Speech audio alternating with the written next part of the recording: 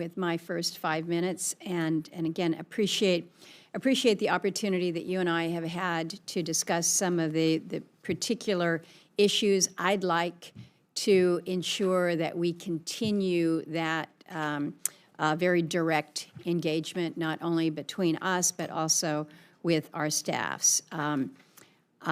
We've had a conversation about transparency, partnership, and responsiveness, and again, I think you come to this position really from a good place because you've sat in our seats here, so to speak, when you've asked questions of an agency and you get frustrated because you're not able to get what you're seeking. So there is a lot going on within the agency, as you have outlined, and as both the ranking member and I have outlined.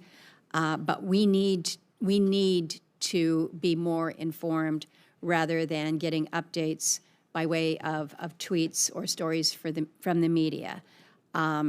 The agency has issued reorganization notifications, but we're not getting the full picture or the answers to some of the questions that we have asked. So my direct question to you this morning is just a renewed commitment that the promise of transparency, partnership, and responsiveness is there, that we're going to be able to have meetings between your senior teams and our folks on the appropriations side, so that we can help you, let me help you type of an approach. And that's what I'm seeking from you this morning, Mr. Administrator.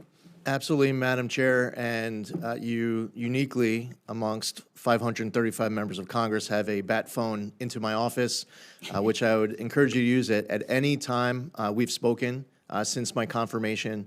And when we meet, you often have a very long list of priorities for Alaska that you're fighting for, that you're passionate about. And to make sure that we're working through that list at every opportunity is something that will be a priority for our team as long as I am here as administrator. And I would encourage you to reach out whenever you would like. And I'd be available to work through whatever's at the top of your list that day. Very good, very good. Let me ask about the Clean Water State Revolving Fund and the Drinking Water State Revolving Fund I mentioned in my opening.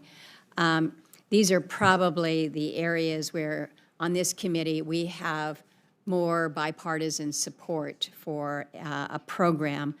And we're looking at a budget that effectively eliminates the one thing that we're all in agreement on. So I'd ask you to share with me and the others on the committee why the agency would move away from such a critical on-the-ground program when we're talking about access to clean water.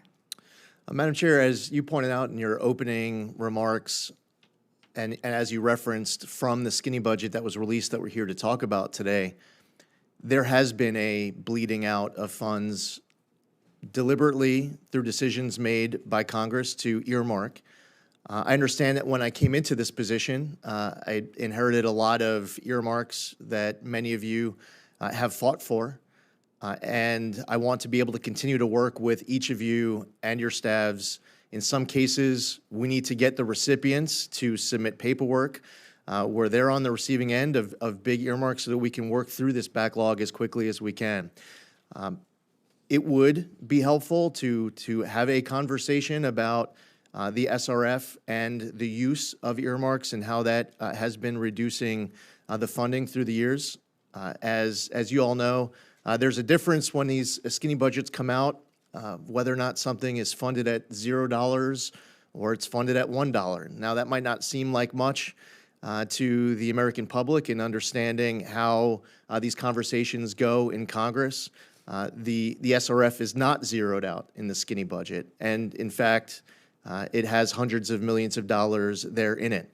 So as we go forward with this process, I look forward to more conversations about the SRF, and I'm sure members of the House and the Senate will be having conversations amongst yourselves as to what you believe to be the appropriate funding level for SRF, as well as the future of the program and whether or not earmarks will continue to be used to reduce that balance. That's obviously a decision that Congress has a very important role to play.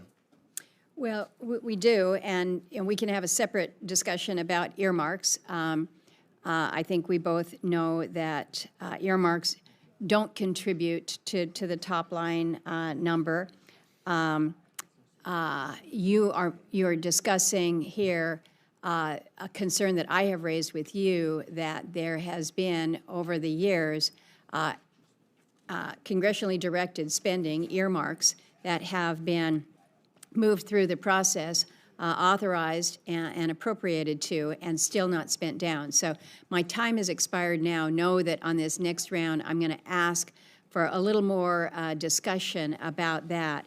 But I do think that given the significance of the Clean Water State Revolving Fund and the Drinking Water State Revolving Fund by so many of us, that this is something that let's have a broader discussion about how we move forward with what I would think most of us recognize has got to be a priority within the EPA.